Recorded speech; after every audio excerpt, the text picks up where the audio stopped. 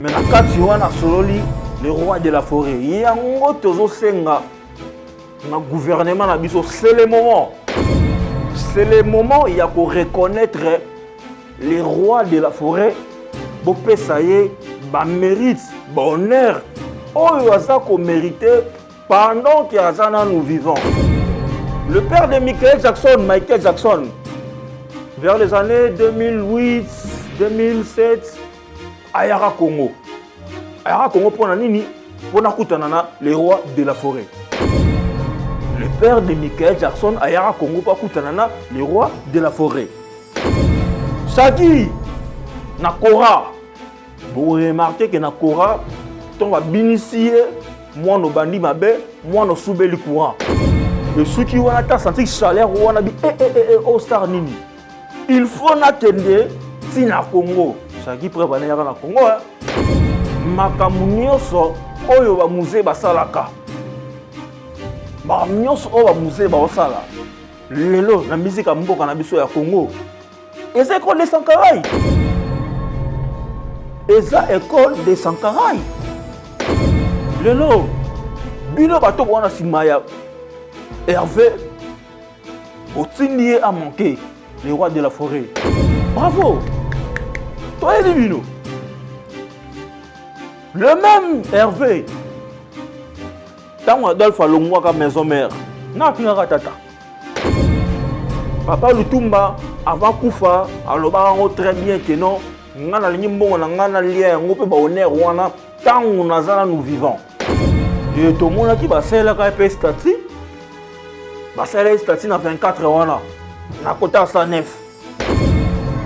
Ba faire stati na de son vivant à mon yango. Ne peut to senga na gouvernement oh le roi de la forêt sali. Le roi de la forêt Weranson Aza, le seul artiste na 4e génération. Oh le presta na Stade de France. Aujourd'hui Hervé s'il n'a pas finga batata finga JB soit déjà tiré l'eau na mungongo. Imagine on appelle les réalisateurs de 60 ans par EP ko illustrango. A chaque l'eau na mungongo. Afinga mo pao. Ko filo bide quoi d'accord man. Tout le monde n'a rien parlé de la forêt. Shaggy à l'époque artiste amoukiete hein. Pour l'époque plus au cours de que non américain, la musique on a américain, la star américaine on a nager. Mais il y a Congo grâce il y a les rois de la forêt. On va mousser voir les écoles de Sankaraï. Et où est comment à côté de colo idéologique, colo école, professeur qu'on a que de coluka élève. On est sans polémique. Mousset oui, il fait bien son travail. Il fait très bien son taf. Mais, tu connais comme il s'est amusé à niveau et à son karaté. Hervé, Hervé finga tata. Hervé benam da finga tata. Hervé a finga ka kofiolo mide premier soin. Quand c'est ma musée qui dit on ça la wana. A son ka pa épé Hervé ngot. Aujourd'hui mes chers amis, ba jeune yo babimi o wa ba pesi ba opportunité babimi ba chance lo babimi. Non va salement ma bon côté. Attention, attention, il faut pas blaguer avec le roi de la forêt.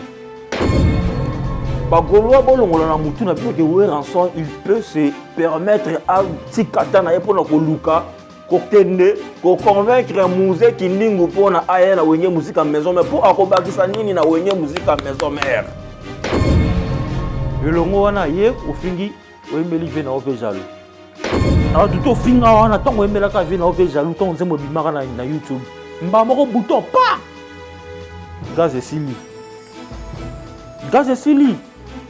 Tant vient na ay tango vient na limbisio ka bozongi en bon terme na vient na nsone gaz et comique ozonga. Mais oyisusu obeti o tirer. Moi je vous assure que non okosila. Aussi là, parce que l'ingratitude est condamnable. Votre rêve de voyager commence ici. Cybercafé Atlanta, DV Loterie, Visa, passeport biométrique, assurance voyage, billets en crédit, logement ISA et Canada. Cybercafé Atlanta ouvre les portes de votre avenir. Retrouvez-nous sur l'avenue Tropique, numéro 809. Contact plus 243 97 88 50 023.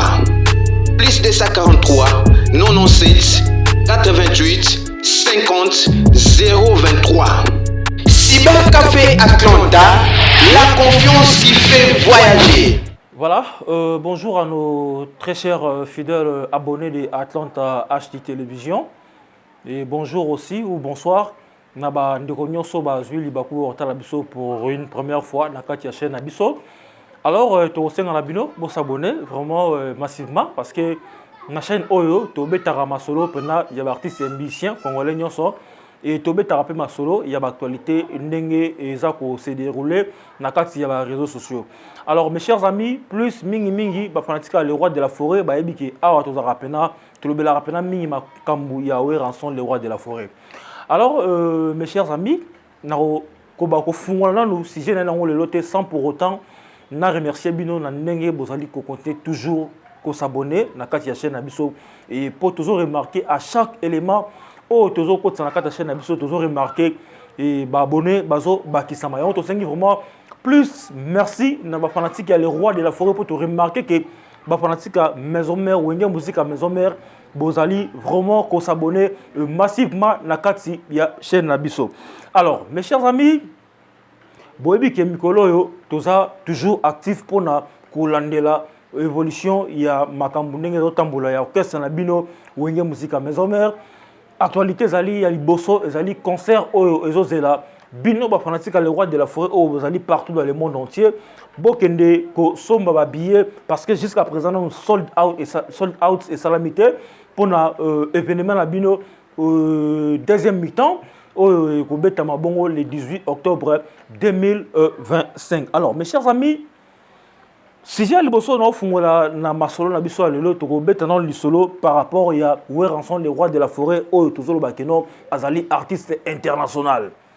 Tant que le Ranson azali artiste international, ça ne peut pas preuve que le roi de la forêt, malgré Ajnaye, jusqu'à ce jour, Aza toujours dans la compétition, jusqu'à ce jour, Aza toujours dans l'actualité, toujours en activité, toujours dans le succès. Il y a un peu toujours remarqué que le combat est belé contre le roi de la forêt parce qu'il vit à Zosilaté.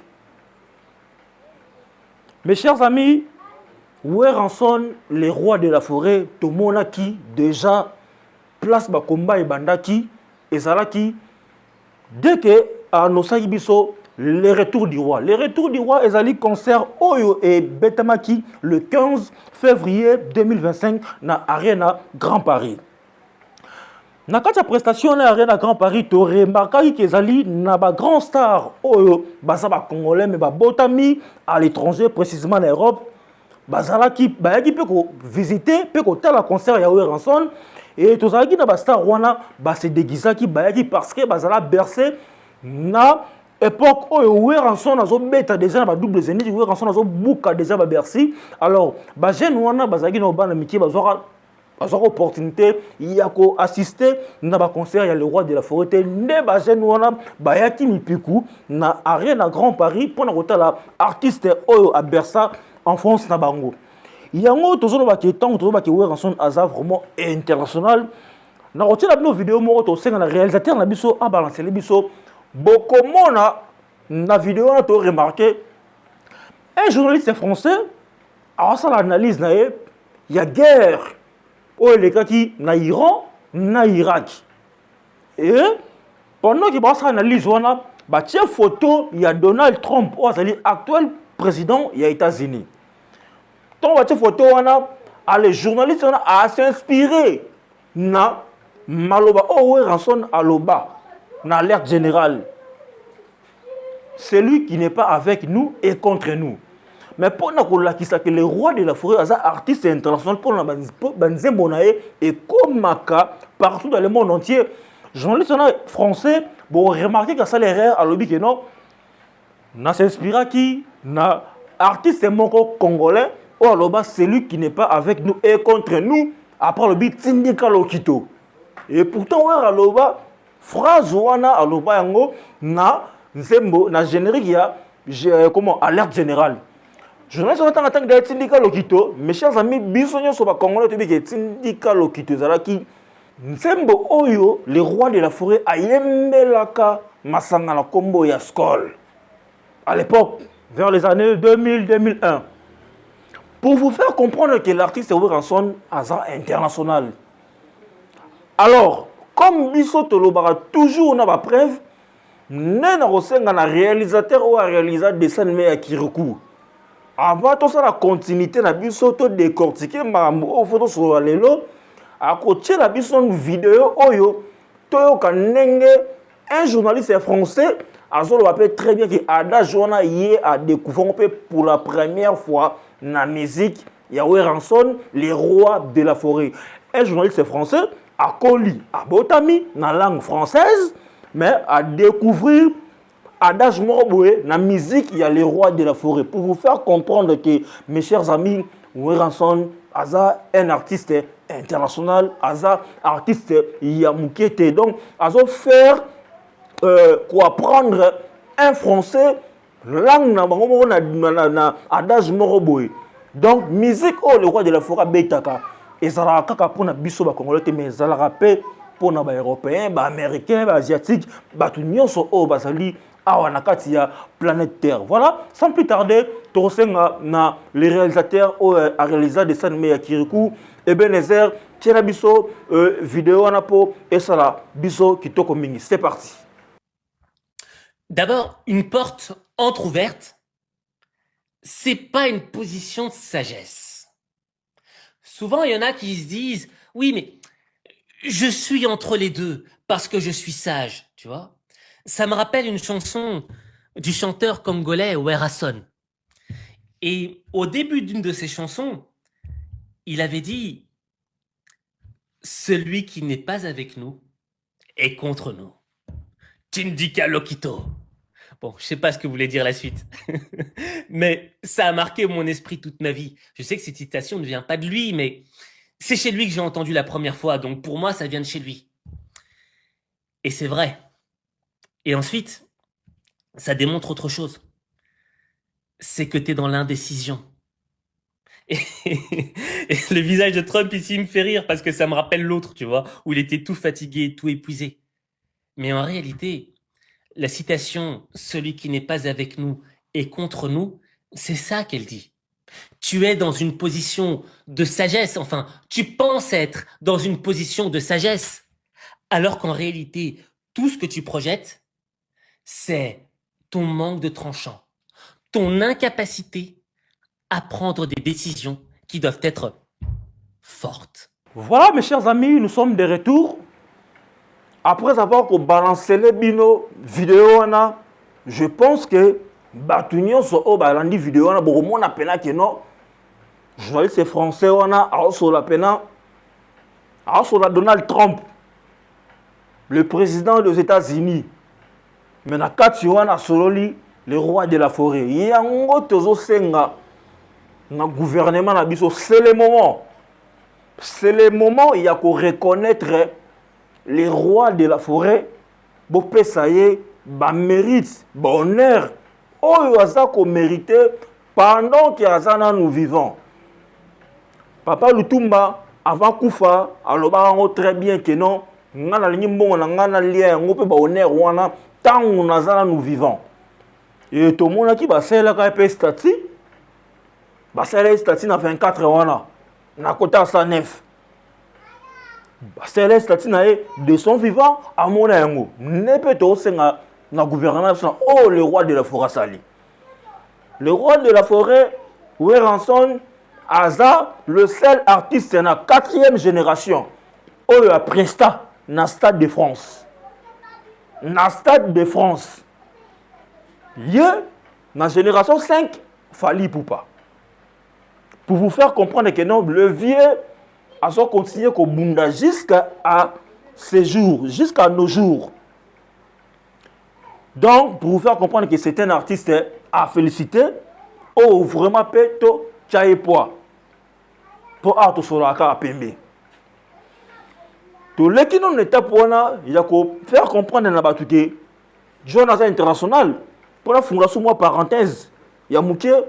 Tu as remarqué que le père de Michael Jackson, vers les années 2008, 2007, Ayara Congo. Ayara Congo pour nani pour nakutanana les rois de la forêt. Le père de Michael Jackson, Ayara Congo pour nakutanana les rois de la forêt. Shaggy, Nakora. Vous remarquez que Nakora, on va bénicier, moi no bandi mabe, moi no soube le courant. Et ceux qui ont un senti chaleur, on a dit, oh star nini. Il faut n'attendre, si na Congo. Shaggy prépare na Congo, tout le monde n'a pas là de la forêt.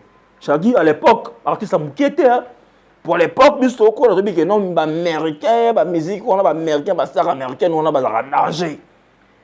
Mais, il y a Congo, grâce, il y a les rois de la forêt. Aujourd'hui, mes chers amis, jeune babimi o wa ba pesi ba opportunité babimi ba chance lo babimi. Non, va seulement ma bonté. Attention, attention, il faut pas blaguer avec les rois de la forêt. Korawana. Le premier artiste congolais soit doublé. Na soirée moko. C'est toujours le roi de la forêt. C'est toujours le roi de la forêt, mes chers amis. Lelo, tout ça awa. Lisolo oyo, to beta yango. Ntabongo, muto wera façonner à fabriquer. Il faut qu'on dise toujours autant à masona parce que, et puis si bana wenge musique à kanda. Bana wenge musique à maison mère rebelle, parce que bakoloba après concert. Il y a le 18 octobre, on a Adidas Arena. Mais mes chers amis, aujourd'hui, bana wenge musique à maison mère, bazana méchant, na nenge ya mukete. Comment on a artiste on va façonner, va fabriquer quand ndenge tozoloba, va pesi visibilité, va pesi makambu. Quoi qu'on manquer les rois de la forêt et ça là, et le qu'on est ça là bas dans maison mère passi. Et le qu'on a et ça là bas dans maison mère passi. Toyoki ba golo ndenge bazoloba que soit disant ba timbelaki que non le roi de la forêt ngai a déstabiliser faire rigola. Pour na kozwaye muzeki ndingu ndenge muzeki ndingu afingi fere muzeki ndingu ndanga longo pas fere donc le roi de la forêt ndanga simana yango mais c'est archi faux et ça va bêtise. Aujourd'hui makambu nyonso oyo ba musée basalaka ba nyonso oyo ba musée basala lelo na musique ya mboka na biso ya Congo et c'est quoi les Sankaraï. Et ça, école de Sankaraï. Oh, va mousser voir ça, les écoles de Sankaraï. Et où est comment, à côté de colo idéologique, colo école, professeur, pour que de Koluka élève. Voilà, ça sans polémique. Mousset, oui, il fait bien son travail. Il fait très bien son taf. Mais, tu connais comme il s'est mousé à niveau à Sankaraté. Parce que à ça na 4 écoles de Sankaraï. Bagoloa bolongola na mutu na bino que rançon il peut se permettre à tikata na pour na koluka ko kende ko convaincre musée ki ndingu pona aya na wenge musique à maison mais pour akobakisa nini na wenge musique à maison mère. Akobakisa nini? Parce que yemoko déjà de la forêt nenga zana afula atalate. Afula atalate. Et là, on a dit que non, aujourd'hui, relève la musique congolaise est déjà assurée par les artistes qui ont école de musique à maison mère. Place pour ça, on a dit que tout le monde a fait la 4e génération. On sent que tout ça succès les lots, tout ça combo les lots, ça bana la musique à maison mère, bana bénéficier na qui a fou la talate, le roi de la forêt. Faire rigola au lobby que nanzembo na yo wana ya vieux jaloux au préféré au yembi que au préféré que ndeko pa na kinkole parce que na Kinshasa vieux jaloux azo lukisa yo papa tombo ko mape banzembo ngo père mo boy pe bato ba na entourage zabino faut pas aider rabinot Quand oyemba ke na propre na kinkole pour la Kinshasa vieux jaloux soit des awera vieux jaloux na yo azolukisa osko kinkole za na Kinshasa te kinkole comment na bandundu kinkole comment na Équateur kinkole comment na Congo central tous en la Kinshasa là c'est bien mais après bon limbisa nga pena ke chiki za bien nyonso na lakisa ke mutu mo ba komaka mbang ka pona ko lukaka ko déstabiliser pardon vieux na yo mais non nga na moni na ba commentaire ndenge ba gaulois baza ko se mobondoliser ne ba loba ki baza la mobondo que non gaulois moko te opération gaulois moko te na concert ya Adidas Arena. Mes chers amis ba gaulois ba gauloises mais Bouyeka la musique dans l'histoire de la musique à Congo majorité plurielle c'est une musique à maison mère tant où est retourné le stade des martyrs bino bosalaka wapi tant où les lots en 2025 basta des martyrs tant fungwa mi dans l'an 2006 comme en 2025 de l'autre 25 ans après na nyaza na record il y a plein il y a stade des martyrs c'est toujours Weranson soit disant bozaka mobondo bobeta stade des martyrs pourquoi pas bosala en plus que Weranson mais non fallait que le type que okanga madusu na doni parce que stade wana ezaki doni récemment, on a bêté le tournoi, il y a une capacité de 14 000. Mais les cordons à Senga, depuis les États-Unis, il y a une configuration à 6 000. Pour des cas, il y a une confirmation dans la conférence de presse. Parce qu'il y a 6 000, il y a 6 000. Si on a 6 000, on a ça, pas qu'il soit 2 000, soit 3 000. Soit il y a 6 000, pourquoi on a 6 000? Botika Kocha, les rois de la forêt. Botia mulongo moko na mutu oya façonné mutu oya pesivi obino nyonso botia munoko wana boyeba ekuna aujourd'hui to solaka pembe po mikolo nyonso semaine nyonso to solaka peka pembe lelo bino bato wana simaya Hervé Botinier a manqué les rois de la forêt bravo toi et bino. Le même Hervé, tant Adolphe a l'ongwa comme maison mère, n'a pas tata. Hervé Théa, Hervé finga tata. Hervé benam da finga tata. Hervé a finga ka Koffi Olomide premier soin. Quand c'est ma musique qui dit on ça la wana. A son ka pa épé Hervé ngot. Émission première soir au blabla et on va vendre la peine à Koffi Olomide que non des aboyés alors ba patron terrain so ka moleka le pont wana kuna mo fleury ba kabela et terrain moleka boye bob af meka afinga ba ndenge nyonso au patron e bana misala na yeso ndeni patron bobo afinga dimna mo grand pao et ndenge na et j'ai vite compris peine à pesi ba français raison na danger le barqueno dans un monde qui change. Il n'y a que les imbéciles qui ne changent pas d'avis. Aujourd'hui, Hervé, s'il n'a pas finga batata, a finga jibé, soit déjà tiré l'eau dans mon gongo. Imagine on appelle les réalisateurs de 60 ans par EP pour illustrer. A chacun l'eau dans mon gongo. A finga mon pao. Koffi Olomide quoi d'accord man. Et le mot wana ye ofingi oyembeli vie na ope jaloux na duto finga wana tango oyembela ka vie na ope jaloux tango nzembo bimaka na YouTube mba moko bouton pa gaz esili pas vient na ay tango vient na limbisio ka bozongi en bon terme na vient na nsone gaz komi kozonga mais oyisusu obeti o tirer moi je vous assure que non aussi là, parce que l'ingratitude est condamnable. Lelo, nakati, il y a musique, il y a Congo. Bagola bokomi koya koluka ko comparer Wera na Ferré. Mais bon, on a un problème. Ça ne va pas. Au comparer Wera na Ferré par rapport à quoi? Au soi-disant Wera aya yemba banzembo faire le royaume ta forma ayemba lokola mes chers amis. Voir mon tapé sarango za la ranzambi. So ba pesi faire na ba pesi faire voir na yeso ya likolo. Na musique a Congo banda faire ba pesi voir likolo wana. Asala biso lo ni ya malonga.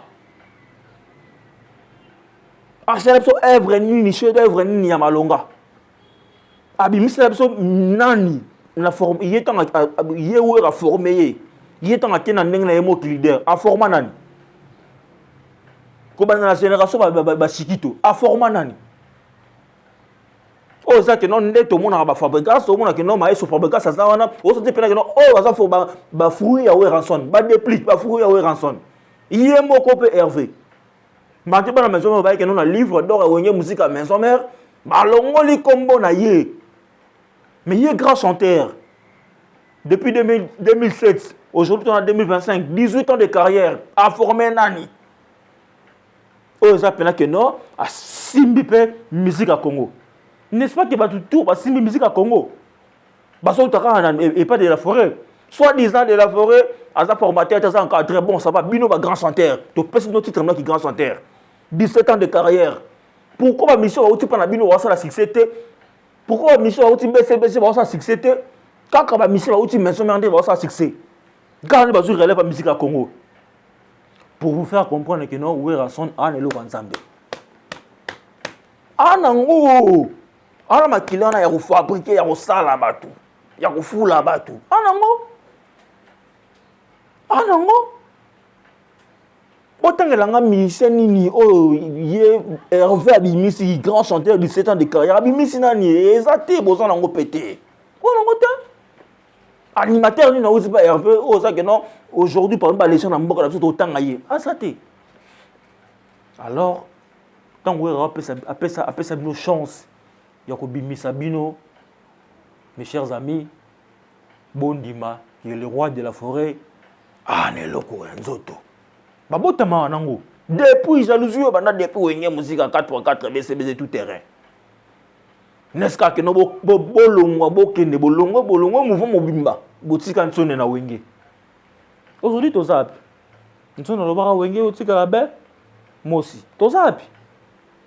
Ba wenge nyoso bimaka kumbela tonya BCBG kingani tozapi wenge tikala moko wenge musique maison mère wenge tikala moko surtout na ba prestation na ba production même na ba Europe wana tozapi mes chers amis nana presta ko leka Wera na poto ezala na ba biso oti pa Wera ba Hervé nyonso na kati ba Billy wana tu mwana biso Billy mais na tanka na bango nyonso ba équipe na bango nyonso wana nana beti de concert à plein collègue Wera nana beti sala munene collègue Nsone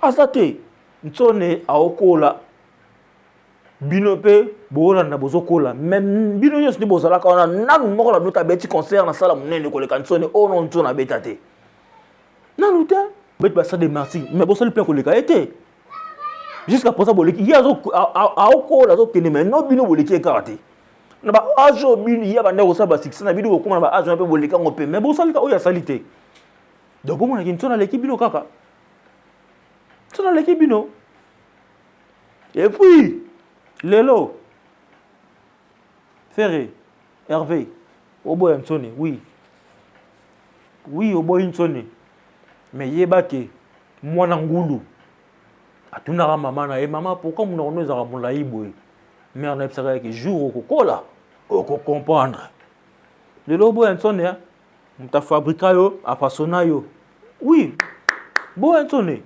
mais wana ba musicien wana ba Mao wana ba De Gaulle wana ba musicien pembeni na yo lobi pe ba olongwa pe pembeni po muta tikala éternellement zate ba olongwa pe ba okende ba okoma ba leader oboyi Wera lelo bravo yo pe ba koboya kayo et puis oyo kasko nenge ko sala et tu as un discours à Gaulois. Dans le moment où on a émission lelo, YouTube, Internet, et aussi kalat. Tu as partir tu ozongi sela en bino. Oboyi wera, yope, bako boya kayo. Et le ban en deal manzaka CPI, le boyi nsone, lobby yope bako sala nini, bako boya kayo. Mes chers amis, le roi n'a pas battu. Le roi a juste tout sur la bino, tout bête ma solo, qui non sonné pour la salle de la musique à Congo. Batno basali yangote, batno balongo yangote. Beaucoup consommer départ unique. Départ unique, il y a une chanson mon a tu as Fatoumata. Nous avons martelé vraiment sur ça. Et dans la chanson mon a tu as Fatoumata. Oh, oui, il y a un blog mais aujourd'hui, il y a un bête Fatoumata. Puis en plus, il faut que l'idéologie de la musique à maison mère. Oui, il y a égoïste. Oui, il y a égoïste. Oui, il y a un système, il y a Passe Nord. Alors, Lionel Messi. Alors, Iniesta. Le roi Xavi. À Serbaka. Après, ça va une bonne opportunité. Pour gagner aujourd'hui, gagner vie. Parce que oui, il a déjà gagné vie. Oui, il a gagné vie. Il a gagné déjà monde entier. Oui, après, ça va passer à Nord. Prévenez. Il y a un message dans le cas. Excuse, libère tout dans l'histoire de la musique à Congo. Mes chers amis, il sur maison mère. Oh, attends, ami qui a fait la maison mère. Soma bien, il y a qu'à côté de Salida Sarina. Le corps va gaulois, babi qui va royater opération, balancer opération qui va royander où l'été. Bola qui s'abango bil va poto bola qui s'abango pensa que non. Quand on va dans notre salle et belé bagi na ma bango. Et on a cinq va faire son maison mère. Bola qui s'abango pena bongo. Bola qui s'abango bongo parce que le roi de la forêt a retiré la carte le roi de la forêt. Bagola, mon opération na bino na. Hein? Que non, mutumo ya concert en sonneté boyate boromona retournement ya Lidas Arena paye à molilité ndenge invité à nous confier le barat molili faire ça ko yemba kasi molili mais boromona Lidas Arena spectacle babi wera son au côté un hélicoptère au côté un char de combat to bimana sama bili qui vivra verra. Voilà, merci beaucoup. Nous avons battu biso, nous avons biso partout. Dans les États-Unis, nous avons biso, nous avons les cordons en senga. Vous allez toujours on a pour biso. Et merci beaucoup quand les États-Unis on a Divine Faguru. Ah, Divine Faguru, maman la Jenaya. Vous avez biso dans les États-Unis, vous êtes belé. Donc, vous continuez toujours à soutenir biso de soutenir biso et vous allez biso bien. Merci mingi na France on a dit que vous êtes belé bota la na France on a merci mingi na Pierrot Chumbu poto na poto. Moi na France à solo. Pierrot Chumbu poto na poto et en Allemagne. Envoyez un message à en Allemagne en tout cas merci pour notre soutien na bino. Moni bongo Johnny quoi ça Allemand noir. On a depuis en Allemagne Johnny quoi ça Allemand noir à la biso. Na Autriche na moni bongo Ferre Banza. Ferre Banza. Merci beaucoup pour notre soutien. Et à la République démocratique du Congo, on a cité du fleuve. Le patron Michael Mingachanga Aigle. 200 $, c'est quoi? On a dit que déjà. Le patron Michael Mingachanga Aigle. Sans oublier Staningo, il 3 fois boss. Hein? Quand le roi de la forêt vendition à générique, Staningo, il 3 fois boss. Il y a Jim Moulaja. Hein? Ah, il y a dit moulage, il faut comprendre déjà. On a dit que il y a Dubaï, Brazza, na minto dans Congo. On a dit que Maramo est bien. Tout coup, on a venanga.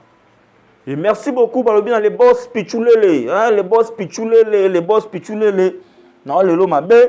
Depuis le terrain, on a besoin de faire minto déjà na Cyber Atlanta. Il banakin pour nous remettre à développer le terrain, assure prise en charge, assure. Biso sokene bon on a limité 7e mairie na Cyber Atlanta. 9e mois 10e mois déjà yango. Hein toi 10e mois. 9e mois 9e mois déjà yango. Donc babi Cyber a solo pour na kokendo beta développer à Cyber Atlanta na 7e mairie so comme kana mosquée wana. a diagonal hôpital Bondeko Cyber Atlante ezana OK peno beti kitoko kuna donc prise en charge les boss pichulele a osama mnyoso kitoko biso so peto OK beta kuna ba cette fois-ci Benezer to zalawana biso mon beto zalawana to beta PDV ka na Cyber Atlanta. Merci mingi na bana poto, merci mingi na balobi Lewera Sonic à vie, hein, merci na bino et bana poto babi Johnny quoi Salman Noir, Hervé Banza poto na poto vient na ngamoko za pembe na tamolo na Wera son le roi de la forêt vient na ngamoko Carlos Adja. Vient na ngana bi ke to okutana et osala bien ndeka to sola ki donc merci de batutu batal biso Mama Claudine Kinoa. Le 18 octobre, après concert à Ouera à Paris, biso bien soba na poto to kende na staff ya Mama Claudine Kinoa to kolia to komela kitoko. Maman le kapela pe kitoko. Voilà. Merci beaucoup. Nous sommes arrivés à la fin de notre émission. Sans oublier, je vais remercier notre réalisateur, les réalisateurs réalisé bon dessin mais à qui recours. Et Benezer qui est c'est. Sans oublier, on a assisté aujourd'hui par Mama Salem. Chovo, hein? Au sentir pesa lumière mon simana na ebisio oh arc-en-ciel oh nini hein balobi camera woman ya moi si siko quand les camera woman de en anglais et na ndenge sko lingala cameraman à moi si voilà Mama Salem au pesa arc-en-ciel mon simana donc la lumière tout bon oh LED est meilleur comme to pesa tindikango. Voilà, merci à notre les boss de notre chaîne, les boss Pichulele. Et quant à moi, Christian Bangoulé, mes chers amis, je vous dis au revoir et à la prochaine. Votre rêve de voyager commence ici. Cybercafé Atlanta, DV Loterie, visa, passeport biométrie, assurance voyage, billets en crédit, logement ISA et Canada. Cybercafé Atlanta ouvre les portes de votre avenir. Retrouvez-nous sur l'avenue Tropique, numéro 809. Contact plus 243 97 88 50 023. Plus 243 97 88 50 023. Cybercafé Atlanta, la confiance qui fait voyager.